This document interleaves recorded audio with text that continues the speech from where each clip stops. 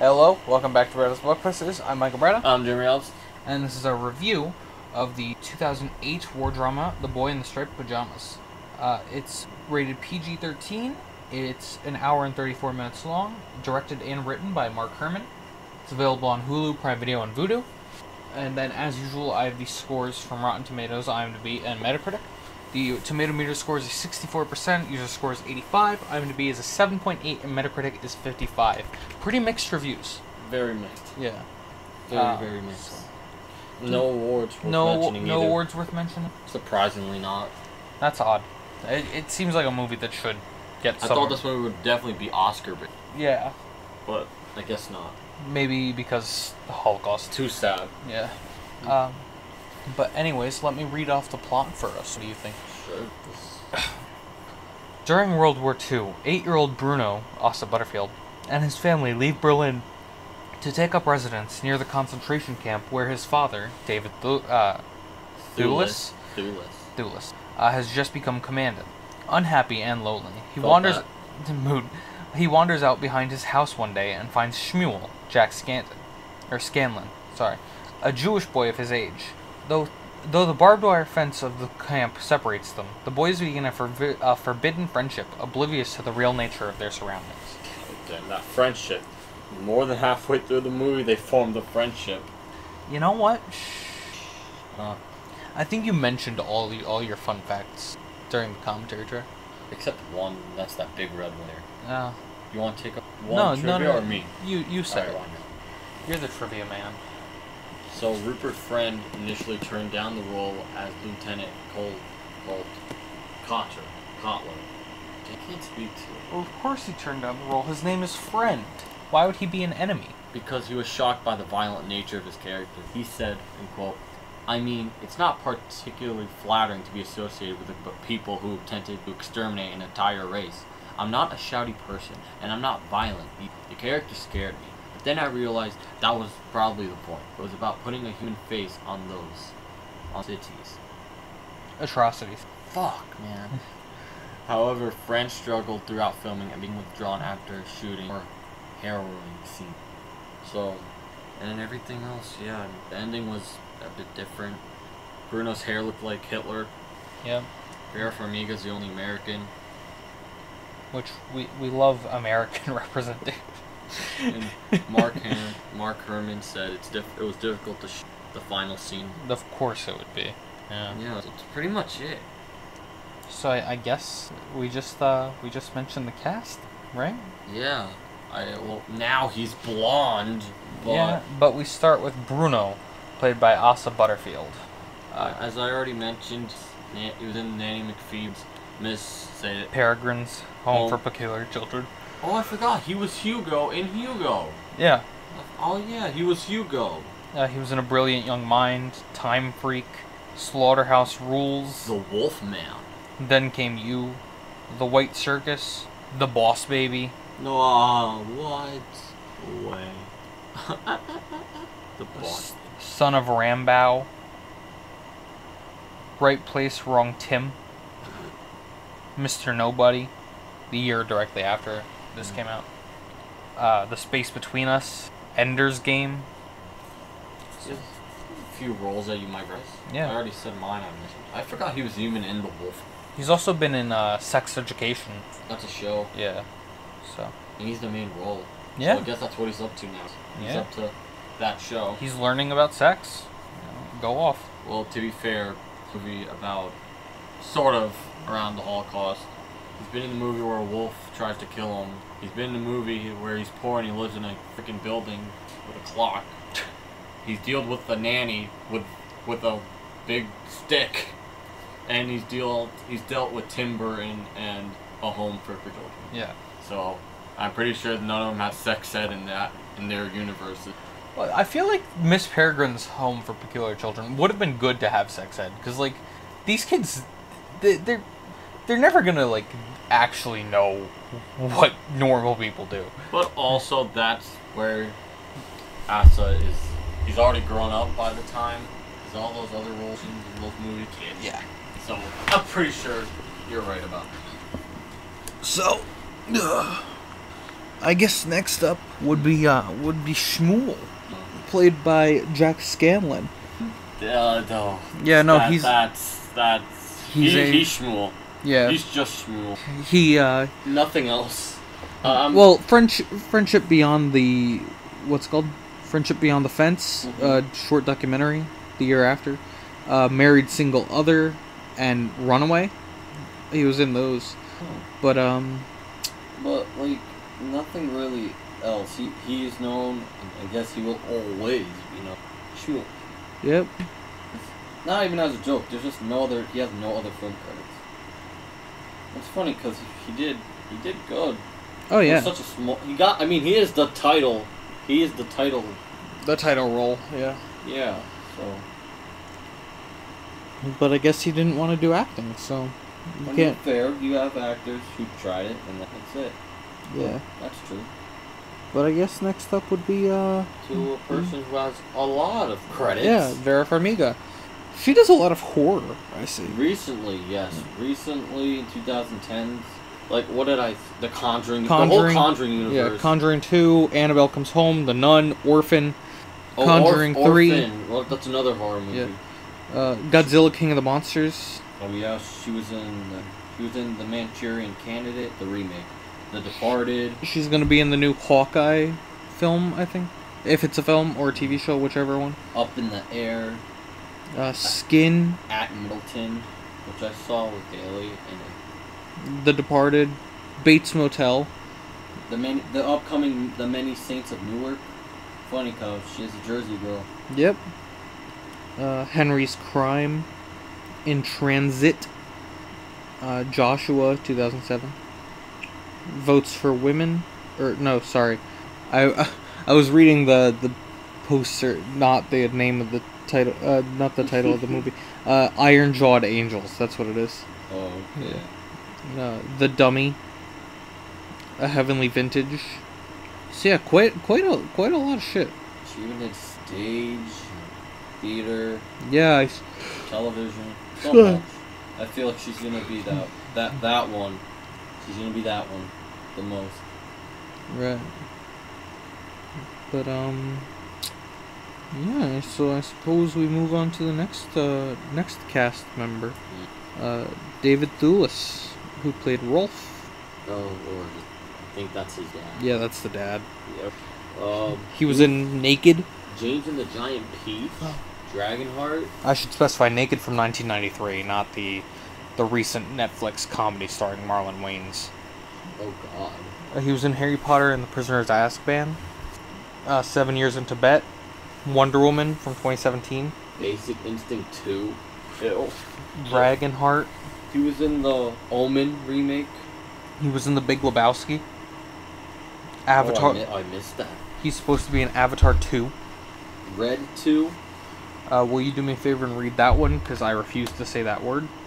Macbeth. Yep. Oh, War Horse. Steven Spielberg. Oh, he was in Conjuring 2. The Conjuring 2 as well. That's what I meant. Yeah. He was in Harry Potter and the Order of the Phoenix. Oh, from what I saw, he did the rest of the Harry Potter movies. Oh, after Order of Phoenix, he did Half-Blood Prince, and then the Deathly Hallows Part 1 and 2. Justice League 2017. Wonder Woman 2017. You said that, didn't you? Yeah, I just.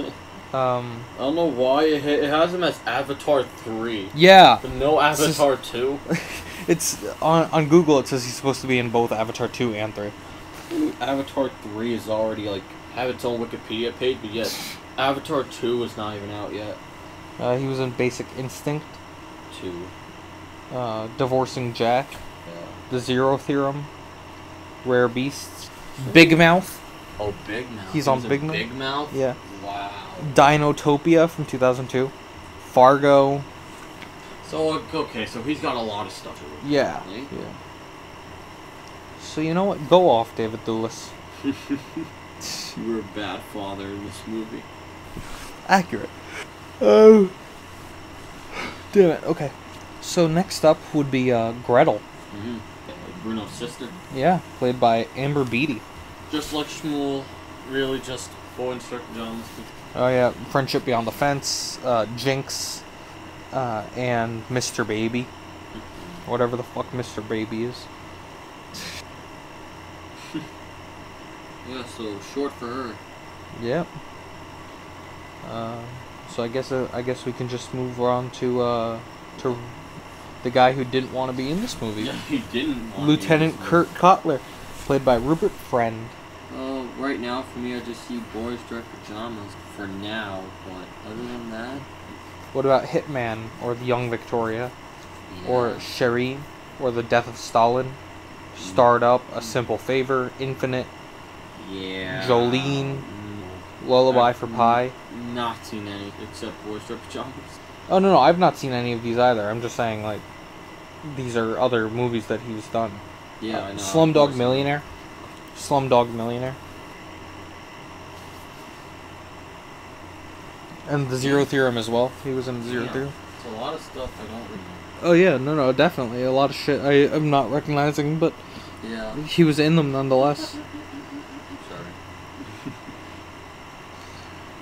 I don't know. I say we just move on to The Last Gosh. Yeah. He has a very similar name to the director, because the director's David Herman, but this is David. The director's Mark Herman. Oh fuck! I meant the last name. It's not the last name. Yeah, this is David Heyman, who plays Pavel. He was also in Sawney, Flesh of Man, A Sense of Freedom, The Near Room, Hope and Glory, Trial and Retribution. Oh, he's gonna be... I'm on the wrong person. Damn it. Whoops. Okay. Where the Truth Lies, Gladiatress, My Name is Joe, Joe Mama. I had to. Like, legally, I'm required to do... From what I'm looking at, he did a lot of TV. Yeah, definitely. Scotch and Rye, Dad's Army, The Wild Dogs, The Still Game, My Neighbor Adolf, Henry the Fourth, Part 1. No, it's just most recognized. The only ones were Asa Butterfield, Vera, Farmiga, and David. Yeah. That's just how it would be. Yeah. But, anyways, dude. How should we grade these actors? Yeah, I guess we move right on to grading for the acting. So, acting-wise, what are you thinking? I don't. No, because you're not sure. Because, well, I think the kids do, really the boys, they do fine, and they act like, of course, themselves, little kids. They don't know what's going on really around. Mm-hmm. But the adults, especially Rupert Friend, who's so like he wasn't even like a main character, he was supporting. Right. Like when they got mad, when they got sad, that's when, of course, when it really shows. And of course, the ending is like the cherry on top of the acting in this movie, because everyone, well, especially the mom and the daughter, they get so upset, and then the dad is trying to find him, and he kind of realizes, like the last shot of him, he realizes what happened. Yeah. So, I mean, it's great. It's good acting, but I'm just really on the edge of a B or an A here. I'm on the edge of going either way here. I get you. You got anything in mind that can help me out here? Personally, I think the acting is really good. Especially to be able to portray the nuances of Nazi soldiers and stuff like that. It's just, you know? It could be good, it could be great, but depends on how you look at things. I think I am gonna give it. Wait, what are you gonna give it first? So I'm thinking like a B plus. Oh. Maybe an A minus. Why? What are you thinking? Oh no, I think the acting's really good, very close to A-worthy, but I think a couple of things are just like, what is going on? You know? Yeah, but I just thought about it. I think I am gonna give it an A. Again, the adults, they're great. They were great. But then I kind of realized, like I said, the boys, they act like boys, you know? They don't know what's going on around them, but then I realized, when else are you really going to get good child actors, you know, to play this serious role, even though they have to act like they don't know like, what's going on, what's the Holocaust, what's this camp, because they don't even know, obviously, it's a camp. Right. So I am going to give it to them. They did a great job. So yeah, I'm giving acting an A. So, is it an A or a B for you? You know, an A. Because fuck you. A. So what are you going to give the screenplay now? Screenplay. Yeah. I think the screenplay is done extremely well. It portrays a good story. I think I said it during the commentary. A good message. You know, the hate isn't born, it's taught. Because obviously these kids didn't know what the fuck was going on, so they didn't hate each other. You know, they actually became friends. Whereas, say they hadn't met, or they had been taught otherwise, they would have been at each other's throats constantly. Especially Bruno to Shmuel. But no, I think the movie is really good, and I think the screenplay is A. Well, for me, screenplay, it's actually gonna be a B. Okay. Now, don't get me wrong, it's a good story, but this is gonna sound really weird. I think the movie kind of should have been shortened down, even though this is regular movie time. It's an hour and a half, but an hour and 34 minutes. But I think that there was kind of melodramatic scene, you know, it didn't have to be in there, but it was. Like that. Because like I said, their friend, because the plot of this movie is that they form a friendship, right? Yeah. And I keep mentioning it doesn't even happen more than a halfway through the movie. You're already almost done. So it's just him, Bruno. It's just Bruno. Just again, no disrespect to Asa Butterfield. He's just doing his job. Screenplay. It's written the way it is, but it's just really Bruno just messing around the house, bored and lonely. Yeah. And you know, just adults trying to tell him what to do, lying to him, telling him not to worry about the camp. You know, he even thinks it's a farm. Again, there's not acted bad, it's not written bad, it's just the good portion of the movie is just him just walking around and swinging, you know? Yeah. On the thing. No, I agree. When I think the movie should have more of him and Bruno and Shmuel together. You know, maybe they should add a little longer scene of him taking Shmuel out. Yeah. And bringing him back into the camp, you know? Mm-hmm. Something like that, but yeah, it's not a bad story, not at all. It's just I think it should have take less of Bruno, add more of Bruno and Shmuel together, and not wait for it. So I'm just gonna give it a B because I feel like it could have done that, but it didn't. But still, it came out good. Good screenplay. Just wish it could have fixed some things. Right. So on to cinematography. Go. Cinematography. I think the cinematography is pretty fucking good. Not the best, but it's real good. So I'm thinking a B. Yeah, for once I'm not giving it a C. It's not plain. It wasn't too plain today. Right. Yeah. So. Because I don't know the way it's shot. It's not shot like a documentary. No. It's not. But I'd say like Schindler's List. That's a whole different Holocaust movie. I'd like to point this out though. I like that the colors are much brighter. Oh man, I mentioned that in a commentary track. The colors are bright until he gets into the camp. Into the camp where it becomes darker. Everything's gray, brown. Everything's dirty. And he's seeing the reality of it. And then I mentioned that. Thank you for reminding me. Mm-hmm. I mentioned that because. You know, that's what got me thinking about it. Was you mentioning it? But I didn't know if you remembered. When you see Bruno and his family, everything's like that's not like too colorful, but like there's color. You can tell that it's like not very real. Yeah. You know. But I mean, obviously it is. But I mean, No, I know, but you can tell that it's a shift. Yeah. It shifts so quick in a matter of seconds when he goes to that camp, very quick, and that's honestly what all it needs to do to go from a C to a B. It's just, I don't know, it's just a good shift. But yeah, there's nothing too great about it, but there was some good moments. It's shot well, and it's again, when he goes in that camp, it gets really dark, and then you kind of feel like you're in there with them when, you know, everything goes black when they're in the chamber, and then you see him open it. Yeah, that's some good shots. Very haunting and disturbing.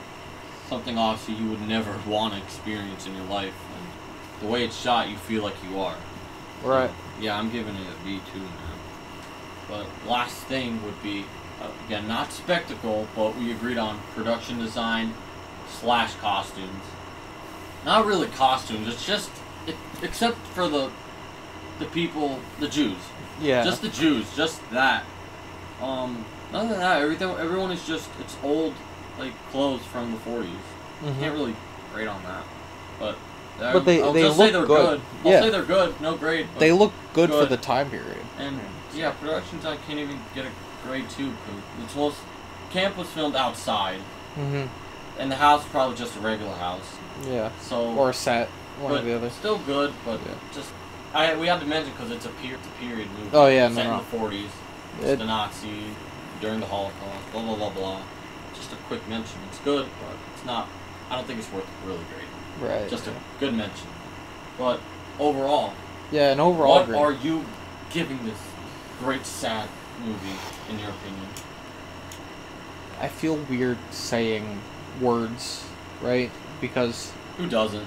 No, I like this movie. I shouldn't. You see, I'm having trouble even explaining why I have trouble. Okay. You know, it's like it's a good movie, but it's sad, and you shouldn't love it. But I love it. You know what I mean? Yeah. When we touched on screenplay, I didn't really go into the endings.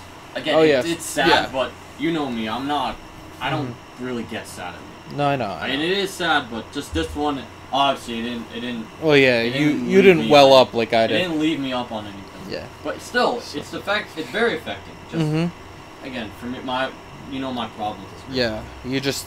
I could add a little more Bruno Enstrom, not just Bruno fucking around the whole time. Most of the time. The ending takes care of that quickly, I'll give it. But anyway, what were you saying? I was going to say that, weirdly enough, as much as I shouldn't say it in this wording, I love this movie. It's done extremely well. I thoroughly, again, weird wording, but I enjoy it for what it is. You know what I mean? And I'm so glad I had seen it in middle school. Oh, me too. I had. Well, no, but like I'm glad I had seen it then, because then I wasn't sleeping on it. You know what I mean? Yeah. Like I had seen it, so I knew about it, so I was able to appreciate it earlier in life than say I just watched it for the first time today. I actually have a quick funny story because when we watched it, you know, some kids were crying. They got the end this thing. Some others they didn't really care. The first time I watched it, I actually cried, but like. First time I didn't. No, I know, but you don't cry at But movies. here's the funny part. People thought I did, but the thing is, I freshly just got into contacts at that age. Oh, yeah. Which you're not really supposed to, but I did anyway. And I was kind of, at first, you're irresponsible with them. You know, the contacts. They're fucking easy to mess up, scratch, you know, get dirty. Yeah. So, so people thought I was crying when I left the classroom, but I had a very bad contact that day. And my eye was kind of irritated, and they knew that we were watching the movie. The kids that were supposed to have the next class to watch it, and they're like, "Oh, Jeremy, you cried?" I'm like, "No, dude, just my contact is fucked up." Just coincidentally, I had them. I got them when we started watching the movie in class. But, right. Yeah. Yeah. Funny little story that they thought I cried at it, but sad ending. Very very sad. I wouldn't be surprised if you searched up saddest movies ever. And oh yeah, this would come up. No, sure. For sure. But yeah, for me, not really good. Like, I always remember it for its sad ending. Oh yeah, no, definitely. For me, again, just not a cry. So one of the main reasons I picked this movie is because when I thought historical movie, I was like, the first thing I think of, not when I hear historical movie, but one of the first things I think of when I think like period pieces is this one. Okay. And because the ending sticks with me so hard, that's part of the reason why it pops into my head so easily. You know what I mean? It's an unforgettable ending. Oh, extremely unforgettable. Just every other scene, again, my complaint is... Oh, no, I'm not arguing that. I'm just saying the ending itself is so unforgettable. Yeah, of course. And so it brings the movie into my mind because I think about the ending. I don't necessarily think about the rest of the movie. Yeah. But I remember the ending. So what does that make you give? After giving what? You gave acting a screenplay A, cinema B, cinematography B. I'm thinking... What does that lead you to? Thinking an overall B. B. It's a great movie. I really enjoy it. Great movie. Shut up. Just being honest. Yeah, enjoy is not the proper word. You know what I'm trying to say. Yeah. But like, but if you get sad at it, that's kind of a compliment to the movie. Oh yeah, it's definitely. Working. Definitely, yeah. It's working.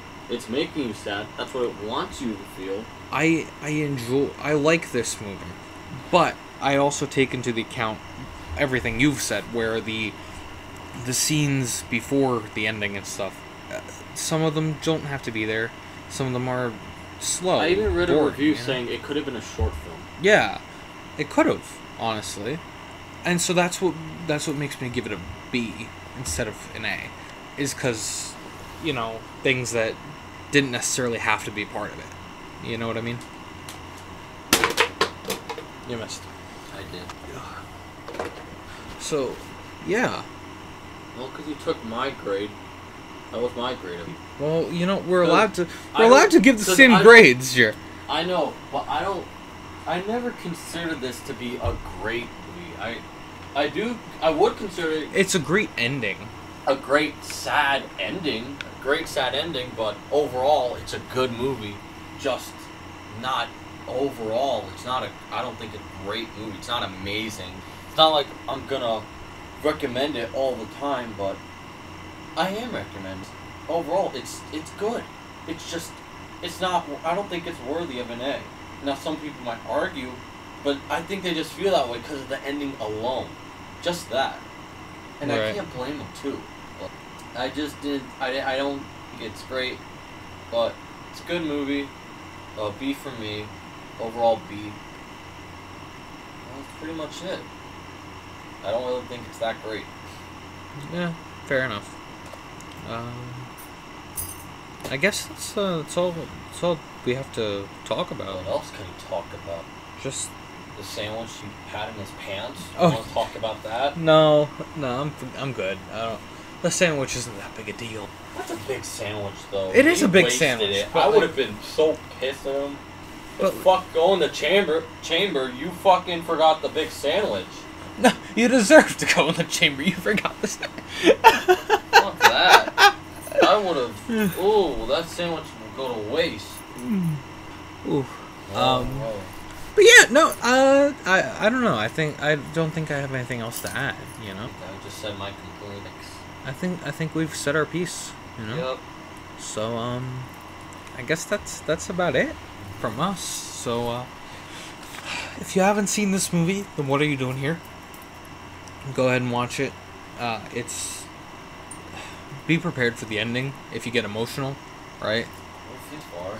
Well, yeah, no, I'm just saying, They should be aware of the ending. I know, let me speak. But yeah, no, thank you for listening to our review. Make sure to subscribe if you'd like more. We upload new reviews every Monday, new commentary checks every Friday, or for the most part. Oh, right. And make sure to comment your own opinions in the comments. We'd like to read them. And yeah, just have a good one. This has been Bradow's Blockbusters. I'm Michael Bradow. I'm Jeremy Ellis. And see you next time. Peace.